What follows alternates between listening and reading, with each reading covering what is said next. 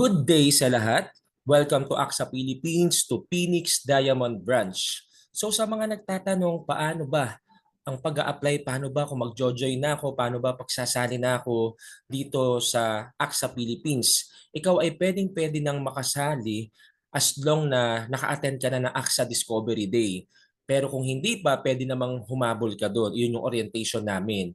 Ayan. So yan, pag naka-attend ka na or kahit hindi pa pero decided ka na, ang unang-una mo nang gagawin ay yung LMS. Dapat magkaroon ka na ng LMS. Lahat ng nasa AXA Philippines ay may LMS o yung Learning Management System. So nasa title pa lang ha, Learning Management System. So ito ay isang system, isang portal na kung saan ikaw ay maraming learnings, marami kang matututunan about sa insurance, about sa syempre sa AXA Philippines, sa mga policies, sa mga products, sa mga insurance, kung paano yung mga gagamitin yung mga tools, paano yung mga pagbebenta. So lahat-lahat, kahit zero knowledge ka, dahil sa LMS na ito, ay marami kang matututunan, hindi ka magiging zero knowledge. And ang advantage nito, ang good news ko sa inyo, itong LMS na to ay anytime, anywhere ma-access mo siya as long na may internet ka, kahit sa cellphone mo, sa gadget mo. Pero mas okay siya, mas recommended kung gagawin mo siya, aaralin mo siya sa desktop, sa laptop, or sa computer para mas malaki yung screen, mas maintindihan mo.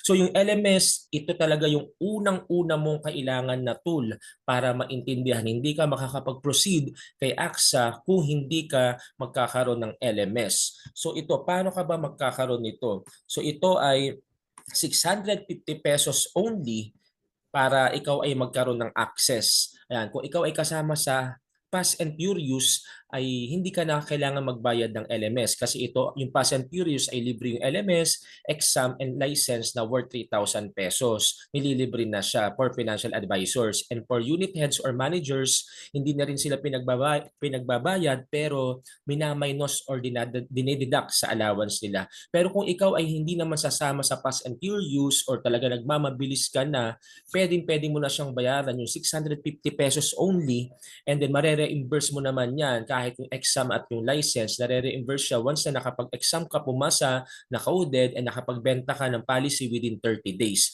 So yun, babalik naman siya. So yun, mas okay. Siyempre, hinahabol natin yung oras, maganda mabayaran mo na siya. So again, kung hindi ka sasama sa Fast and Furious or kung nawala na ito ay pwedeng bayaran unang-una sa bank, sa mga banks. So ito, so pwede mo siyang sa online banking ng Metrobank, BDO, BPI, PNB, PS Bank, Land Bank, Union Bank, and China Bank. So kailangan mo na mag-download ka ng mobile app, 'di ba, ng iyong preferred bank's mobile application. And then pupunta ka sa bills payment, hahanapin mo yung bill section ni AXA Philippines or yung Philippines AXA Life or AXA Philippines Peso as a biller name.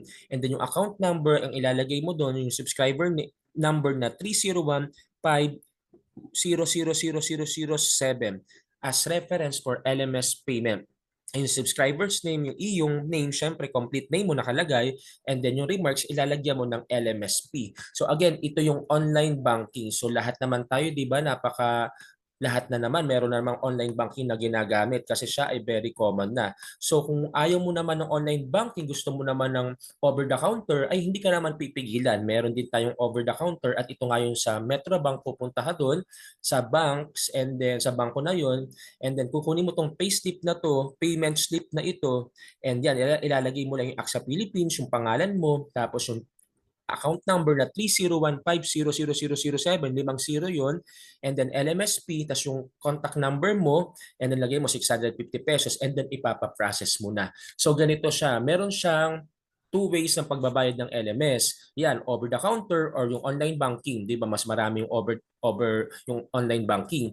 And then yung over the counter, actually pwede ka rin mag-over the counter sa ibang banks. Ako mismo nakapag-try kami sa BDO, nag-over the counter kami doon. Doon namin binayaran mismo yung LMS. So pwede rin siya. So hindi lang siya sa Metrobank, itatanong mo lang muna siya kung pwede siya.